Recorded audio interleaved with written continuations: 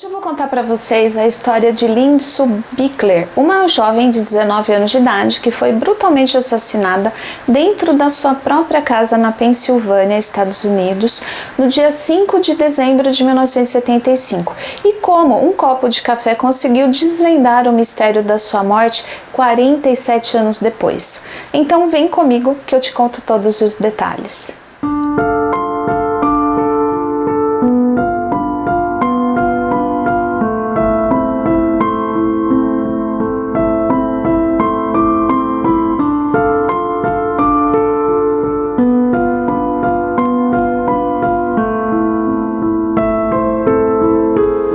Pessoal, sejam todos muito bem-vindos. O meu nome é Edilene Neves e você está no canal Quem Se Importa, onde falamos sobre crimes reais todas as quintas-feiras. Se você é novo por aqui, já te convido a se inscrever no canal e ativar o sininho de notificações. E se curtir o vídeo, eu peço para que você deixe o seu like, um comentário e, se possível, compartilhe com um amigo. Assim, vocês me ajudam a fazer o canal crescer. E também me sigam nas redes sociais, que eu sempre coloco uma chamada lá quando tem vídeo novo. Então, bora pro caso de hoje. Lindy Sue Bickler nasceu no dia 31 de janeiro de 1956, na Pensilvânia, Estados Unidos. Seus pais se separaram quando ela ainda era bem jovem, assim, bem criança mesmo, e ambos se casaram novamente. Inclusive, a mãe da Lindy ficou viúva desse segundo marido e se casou uma terceira vez. Quanto ao pai, nesse segundo casamento, ele teve outro filho chamado Mike. Como toda boa aquariana, a Lindy era descrita como uma mulher de espírito livre, muito comunicativa, simpática, alegre, inteligente, trabalhadora, e eu vou ficar aqui tecendo vários elogios, já que eu sou aquariana também. No final do ensino médio, ela conheceu seu grande amor, que seria o seu futuro marido, um homem chamado Philip, com quem ela se casou aos 19 anos de idade, bem jovem. Quando eles se casaram, eles foram morar no primeiro andar de um complexo de apartamentos, na unidade 104A, bem próximo à faculdade onde o Philip estudava, e foi justamente por isso que escolheram esse local, para facilitar para ele mesmo, né? Porque ele trabalhava, ele ia para a faculdade, aí ele vinha para casa, então morando perto da faculdade facilitava ali para ele.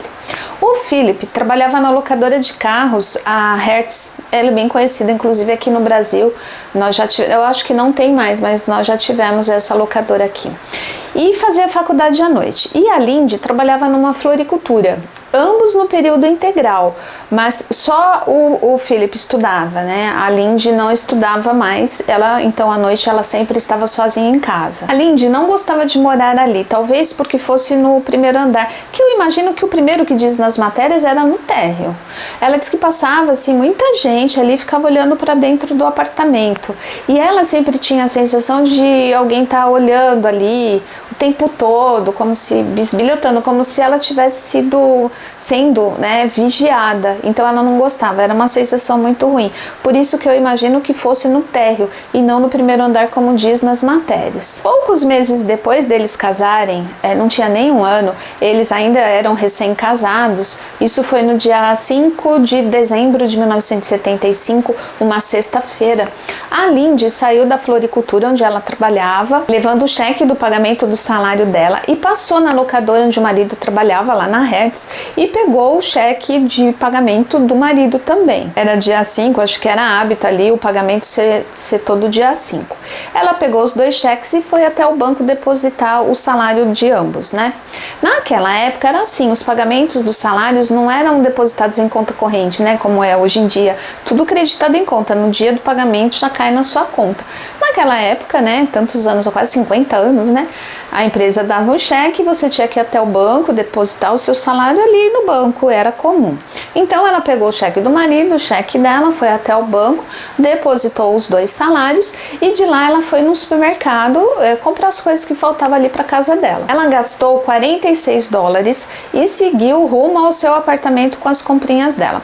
Naquela noite, os tios da Lindy iam passar na casa dela por volta das 8h30 da noite, já que ela sempre estava sozinha. Então, como ela tinha um hobby de trocar receitas, eu acredito que seja bem típico de quem acabou de casar mesmo, novinha, assim, né? Então ela colecionava receitas de comida mesmo, né? E os tios, aquela noite, eles iam na casa dela para fazer isso, para trocar receitas e bater papo ali, talvez para fazer companhia para ela, porque o marido estava na faculdade, ela ficava muito sozinha. Então o casal de tios lá combinou de ir às 8h30 da noite na casa dela. Então, pela hora que ela saiu do mercado e pelo tempo que ela levava ali para chegar no apartamento dela, estima-se que ela entrou no apartamento dela por volta das 7h15 da noite. Os tios, como combinado, chegaram à casa da sobrinha às 20h42. Eles tocaram a campainha, mas como ninguém atendeu, eles entraram porque eles viram que a porta estava só encostada. Eles, inclusive, acharam estranho a porta estar aberta, assim, encostada, né? Já que ela não se sentia segura ali. Ela sempre comentava que ela se sentia vigiada, que ela tinha medo, que ela queria mudar de casa, mudar de endereço, que ela queria mudar para outra casa. E deixar a porta aberta era bem esquisito, não fazia muito sentido. E eles entraram, mas na hora eles não perceberam nada. Eles entraram, assim, tipo, nossa, ela deixa a porta aberta? E entraram e viram as compras que ela tinha feito na mesa da cozinha, ela não tinha guardado as compras. E outra coisa estranha, já que ela era muito organizada, recém-casada, né, eles acharam por que as compras estavam ali? Eles chamaram por ela, mas ninguém respondeu, nada. Então eles foram entrando. Mas quando eles chegaram na sala, eles viram a Lindy caída no chão, infelizmente já sem vida, com muito sangue em volta, assim, e a sobrinha estava com uma faca cravada no seu pescoço, e o cabo dessa faca estava enrolado num pano de prato, ou era numa toalha, cada fonte aí diz uma coisa, pano de prato e toalha, que obviamente foi usado para evitar que as digitais do assassino ficassem no cabo da faca. Rapidamente, os tios telefonaram para a polícia. Eles entraram no apartamento às 20h42. E 20h45, 3 minutos depois, a polícia já tinha sido avisada. Foi bem rápido. Agora imagina a visão, né? Deus me livre. Quando a polícia chegou, notou que o apartamento estava em ordem. Nada tinha sido levado, o que descartava a possibilidade de roubo. A porta que estava aberta também não tinha sinais de arrombamento, o que indicava que a Lindy teria aberto a porta para o criminoso. Provavelmente era alguém que ela conhecia para ela abrir a porta, né? Ou ele teria entrado junto com ela na hora que ela veio do mercado com as compras. Agora, eu digo ele porque era um homem. Por 2 fatores. Primeiro, porque tinha uma pegada de sapato masculino grande, assim, no chão, no sangue, que estava espalhado ali no local do crime. Então, alguém pisou ali, era um sapato de homem. E não era do tio, já que ele não ficou andando ali no local, justamente para não atrapalhar as investigações, né? Na hora que ele viu, ele chamou a polícia e ficou quieto para não atrapalhar ali, né? Ele teve esse cuidado. Então, aquela marca não era dele. E segundo, porque na necrópsia foi constatado que a Lindy foi abusada sexualmente, embora ela estivesse vestida. Quem fez isso com ela teve o cuidado de vesti-la novamente. A Lindy levou 19 golpes em várias partes do corpo, inclusive nas mãos, que significava que ela tinha tentado se defender do agressor, além de golpes no pescoço, nas costas e 2 no coração. Os exames conseguiram provar que ela foi atingida por 2 facas diferentes. A que estava em seu pescoço e que fazia parte do seu jogo de facas da cozinha, a polícia identificou que era do jogo ali da cozinha, e uma outra que não foi localizada e que provavelmente era de propriedade do criminoso, do assassino. Ele já entrou com uma faca na mão, né? Porque eram 2 diferentes e só uma foi localizada, que é a que estava no pescoço. A causa da morte foi hemorragia, já que ela perdeu muito sangue ali, né? E também a polícia investigou ali os vizinhos, mas por incrível que pareça, ninguém estava em casa no momento do crime. Pelo menos os vizinhos ali mais próximos do apartamento dela, né? Alguns vizinhos de outro complexo de apartamentos deram uma informação que batia ali entre eles. Vários deram a mesma informação, que eles teriam visto um carro preto de faróis acesos que ficou estacionado ali perto do apartamento da Lindy entre 7 e 8 e pouco da noite, 8h30 mais ou menos.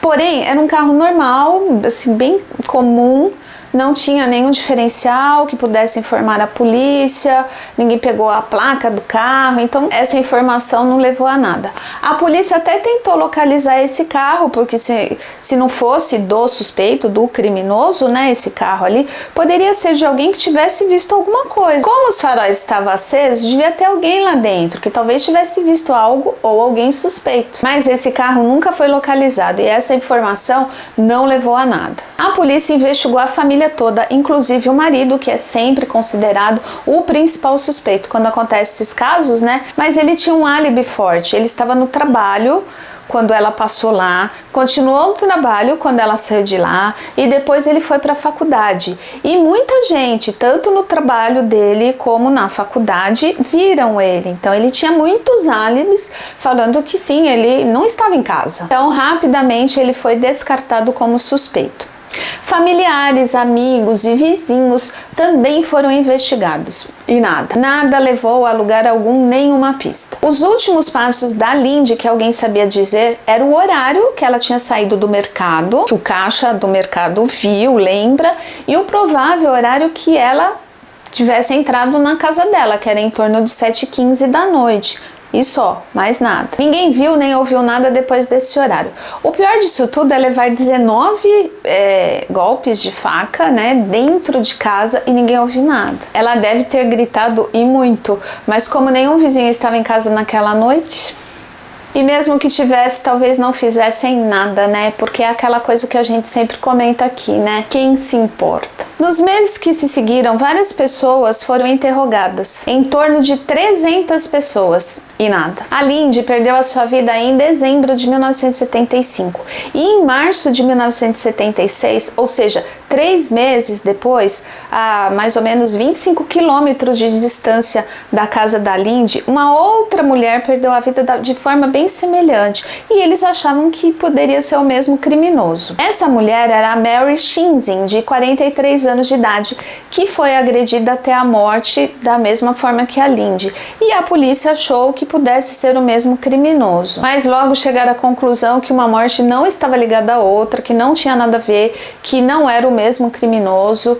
O assassino da Mary era Kenneth Dale Arnold, de 36 anos, mas a polícia chegou à conclusão que os crimes não tinham nenhuma ligação. No dia 26 de dezembro de 1976, um pouco mais de um ano do assassinato da Lindy, a família, em visita ao túmulo dela, viu que a sua lápide tinha sido vandalizada.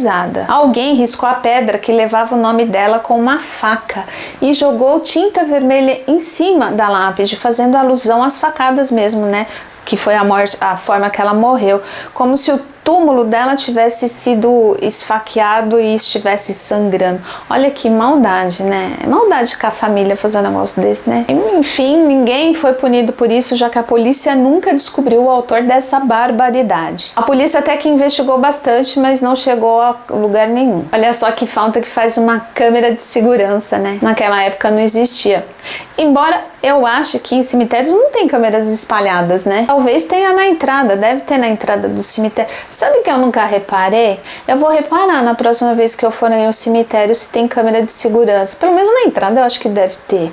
Enfim, seria bom que tivesse pelo cemitério todo. No dia 5 de janeiro de 1977, o xerife recebeu uma carta escrita urgente. Era uma carta de 2 folhas. Na verdade, não era uma carta de 2 folhas, eram 2 cartas com letras diferentes, uma escrita em letra de forma e outra escrita em letra de mão, só que estavam as duas no mesmo envelope.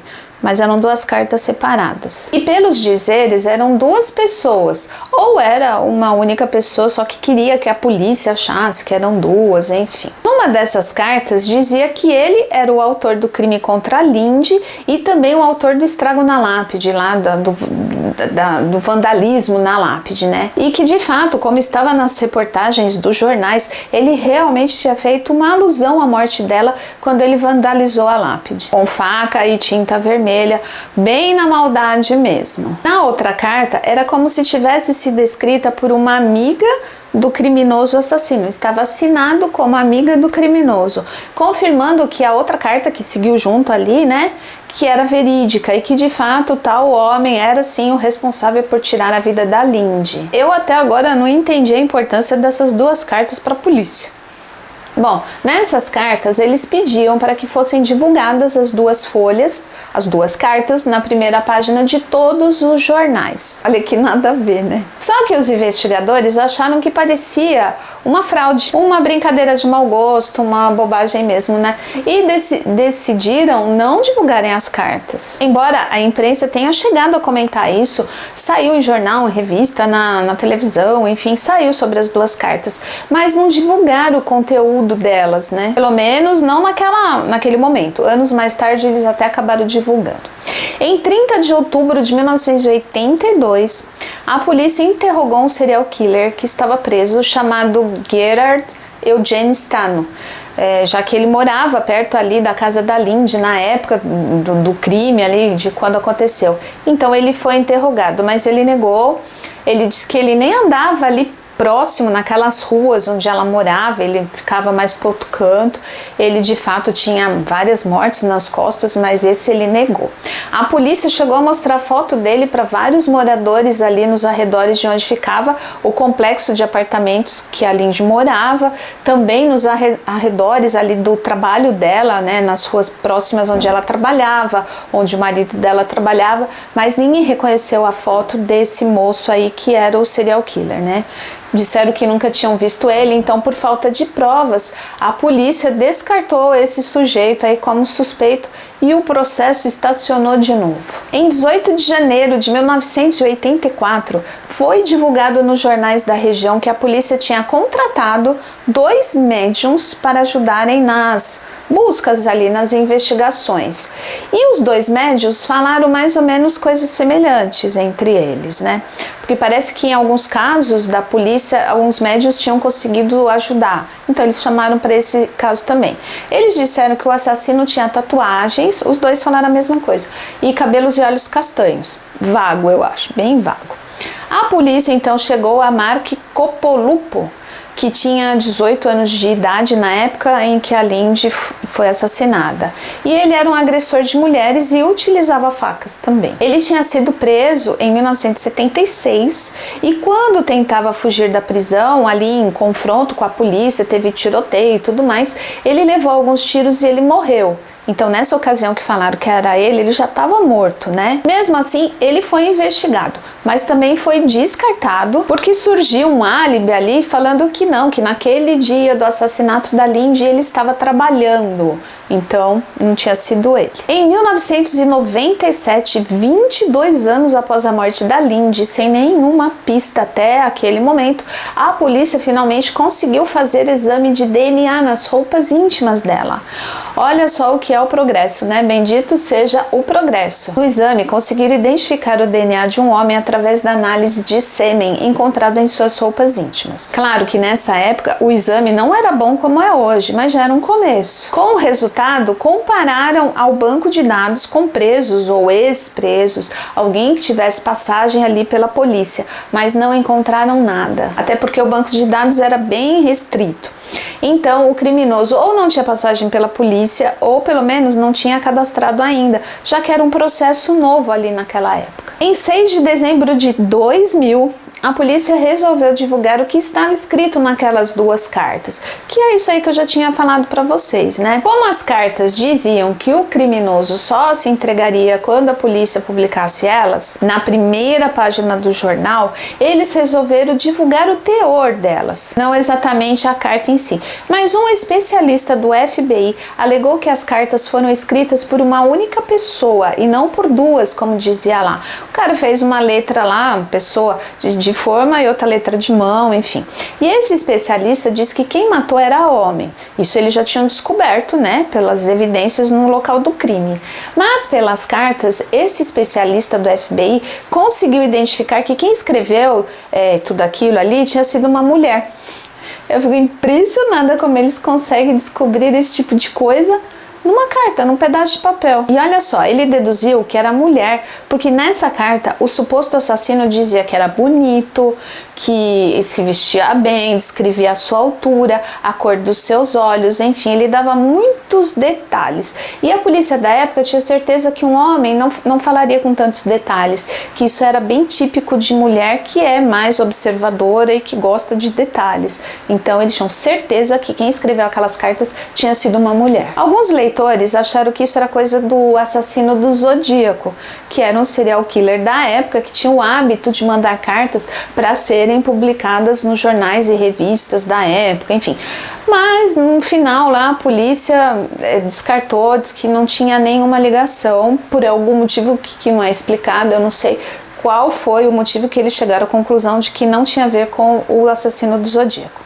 Em 16 de junho de 2006, o caso da Lindy foi discutido em um grupo de 50 especialistas que eram ex-agentes do FBI e que pegavam casos não solucionados assim depois de um tempo, né, eram já aposentados, para tentarem desvendar, e eram agentes experientes, e ali um ajudava o outro, e muitas vezes eles conseguiam desvendar crimes de muitos anos, né, porque juntavam os melhores que já eram aposentados e tinham tempo para fazer isso. Mas o caso da Lindy, nada. Em 3 de dezembro de 2007, o meio-irmão da Lindy, o Mike, se juntou com o irmão da Christy Miracle, que foi vítima de um assassinato no ano de 1992. Os dois irmãos ali mandaram fazer em conjunto, né, um outdoor com a foto das duas irmãs, assim, uma de cada lado. E nesse outdoor eles pediram informações, se alguém tivesse alguma pista sobre esses assassinatos, alguma informação que pudesse ser útil, enfim, qualquer coisa para entrar em contato e tal. E foi por conta desse outdoor que a imprensa e as pessoas voltaram a falar nos dois crimes. Olha só como é, né? Não pode deixar cair no esquecimento. Porque tem aquela coisa do ditado que diz, né? Quem não é visto não é lembrado. E é bem isso mesmo, né? Então, eles deram uma mexida na memória das pessoas e isso foi fundamental para a descoberta dos dois casos, inclusive. Embora tivessem falado bastante nos dois casos nessa ocasião, naquele momento ninguém descobriu nada, mas ficou ali na mente das pessoas e as pessoas voltaram a cobrar a polícia. Quando chegou em 2018, apareceu uma novidade, só que foi sobre o caso da Christy, não da Lindy, mas teve a ver com o outdoor que levou ao assassino, o Raymond DJ Fresh Hall, de 49 anos, acho que era esse o nome dele. Ele foi o culpado por tirar a vida da jovem e ele só foi preso 28 anos depois por causa de exames de DNA. E fizeram esse exame de DNA 28 anos depois por causa do outdoor, já que as pessoas ali relembraram o caso e começaram a cobrar a justiça, a cobrar que a polícia, o xerife fizesse alguma coisa e descobrisse, e conseguiram. E isso tudo foi graças aos dois irmãos que se uniram, né? Por conta disso, em julho de 2018, o marido da Lindy, o Philip, ficou empolgado com os avanços por conta desse caso que conseguiram descobrir quem era o assassino, né? Então ele pediu para que o caso da esposa dele também fosse investigado, fosse reaberto já depois de tantos anos e que investigassem o DNA encontrado nas roupas dela. Afinal, agora, tantos anos depois, talvez encontrassem, já que tinham encontrado o assassino do outro caso. Então, no dia 5 de setembro de 2019, os investigadores divulgaram duas fotos feitas através do DNA encontrado nas roupas da Lindy. Gente, eu fico pasma com essas coisas. Eles conseguiram fazer no computador como seria a aparência do assassino. Então fizeram uma foto computadorizada de aproximadamente 25 anos de idade, que seria mais ou menos a idade do criminoso na época que ele cometeu o crime. E isso também eles descobriram pelo DNA do sêmen, que ele tinha mais ou menos essa faixa etária, 25 anos. E a foto com a progressão da fisionomia dele com o decorrer do tempo, os anos que passaram. E isso foi feito através da Parabon Nanolabs, que é uma empresa com sede na Virgínia, nos Estados Unidos, que fornece serviços de fenotipagem do DNA. E com isso eles criam imagens faciais compostas com base em amostras de DNA. Então eles fizeram testes de genealogia genética que dá para saber até de onde vem o suspeito. Tipo, eles descobrem as características genéticas, cor de pele, cor de cabelo, cor de olhos, se o cabelo é liso, se é crespo, se é ondulado, é um monte de coisas. E por esse caminho também, eles conseguem descobrir os antecedentes do criminoso. Olha que gente, que fantástico. E em 2020, agora há pouco tempo, a Parabon Nanolabs descobriu descobriu que o suspeito do caso da Lindy, de acordo com o DNA que ele deixou nas roupas dela e também 2 gotas de sangue na meia calça dela, que não era dela, que era do criminoso, tinha ascendência ligada a Gasperina, que é uma cidade na região da Calábria, no sul da Itália. Gente, eu fiquei de bobeira. Como é legal esse negócio de DNA. A precisão da cidade do determinado país é demais. É a cidade. Eles pesquisaram a fundo e descobriram que em 1975, que foi o ano do crime, cerca de 2.300 pessoas que tinham ascendência daquela região de Gasperina viviam ali na região onde a Lindy morava. Os investigadores então descobriram quem eram essas pessoas e foram atrás dos que se encaixavam ali no perfil do criminoso. E nesse processo foram eliminando várias pessoas, embora 2.300 não é tanto assim, mas pela idade, é homem, descarta mulher, enfim. Chegaram a uma. David Sinopoli, de 68 anos de idade. E ele então era o principal suspeito de ser o responsável por tirar a vida da Lindy. Então, depois de 47 anos, a polícia descobriu que David Sinopoli era vizinho de Lindy na época do crime. Ele morava num dos apartamentos daquele mesmo complexo entre os anos de 1974 e 1975. No entanto, na ocasião do crime, a polícia nem chegou perto dele. Ele não era o suspeito. Ele era casado, trabalhava, residência fixa, branco, né? Não era suspeito. Os investigadores ficaram na cola dele por meses depois que chegaram nele, né? Tentando comprovar que ele de fato era o assassino, porque era ele, mas como que prova, né? Não tinham provas e eles precisavam agir na calada para pegar ele bem quietinho, para ele não fugir. E eles terem as provas que eles precisavam para levar para a justiça, porque não é assim, você não prende uma pessoa assim, não é bagunçada assim, né? Então, no dia 11 de fevereiro de 2022, há pouco mais de um ano, David Sinopoli estava tomando café com a sua esposa e um casal de amigos no aeroporto internacional da Filadélfia antes de embarcarem, e os investigadores o observavam de longe, ficaram quietinhos ali só olhando, esperando algum momento propício ali, né? Quando ele precisou entrar no embarque, que já estava na hora do embarque, ele jogou o copo de plástico de café que ele estava tomando numa lixeira, e era o que os investigadores precisavam. Nesse momento, os investigadores correram lá e pegaram com todo cuidado o copo que ele jogou e levaram lá de forma bem segura para análise, e assim comparar se ele era ou não o culpado pela morte da Lindy. E o resultado saiu 100% positivo para a saliva encontrada no copo do café, comparada com o sêmen encontrado nas roupas íntimas da Lindy e também as 2 gotas de sangue que não eram dela e que estavam na meia calça dela. Bingo! Depois de 47 anos de espera e procura, também tinham encontrado o assassino. David Sinopoli estava com 68 anos de idade em julho de 2022. Ele era casado pela segunda vez e tinha 3 filhos, 2 do primeiro casamento e 1 do segundo. E na época do assassinato da Lindy, ele já era casado há 1 ano com a primeira esposa. Só não sei se ele já tinha filhos ou não, porque ele teve 2 com essa esposa. O David trabalhou numa gráfica por muitos anos. Ele costumava viajar para caçar com os amigos e sempre viajava em férias para a Itália. Era o local preferido para ele sair em férias. Ele teve a vida boa dele, né? Ele se divorciou da primeira esposa em 1986, ou seja, ele ficou 12 anos casado com ela. E no ano seguinte do seu divórcio, em 1987, ele já se casou com a segunda esposa e viveu normalmente depois de ter tirado a vida da Lindy de forma tão brutal. Criou os 3 filhos e tudo mais e continuava casado com a segunda esposa. Em todos esses 47 anos, ele teve um único processo na justiça, no qual foi condenado em 2004 por invasão de privacidade e conduta desordeira, depois de admitir ter espiado uma mulher que estava nua em uma sala de bronzeamento artificial. Não sei como ele conseguiu entrar lá, ficou bem quietinho, escondidinho ali e ficou olhando, e a mulher viu e denunciou ele. Então ele teve esse processo, mas ele nem foi preso por isso, ele ficou incondicional cumprindo lá, né? Então, em 17 de julho de 2022, um domingo, ele foi preso na casa dele depois que o resultado saiu.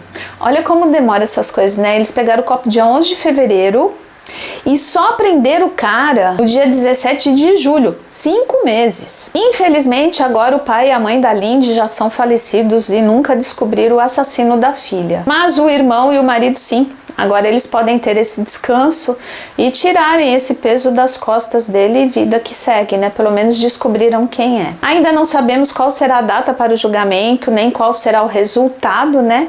Uma vez que ele já tem 68 anos de idade, ou já fez 69, né? Não sei quando ele faz, mas talvez já tenha feito 69. Mas antes tarde do que nunca, né? Esperamos que mesmo tarde a justiça seja feita e ele pague por esse crime hediondo. Tadinha, né? Entrou na casa dela, 19 facadas, Deus me livre. Eu espero que ele nunca mais saia de lá. E pela idade, provavelmente não vai sair mesmo, né? Bom, pessoal, e esse foi o caso de hoje. Espero que vocês tenham gostado do vídeo, da forma como eu contei o caso aqui pra vocês.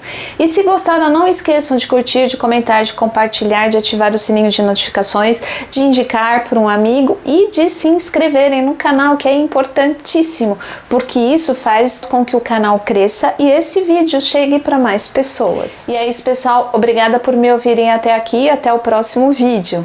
Tchau!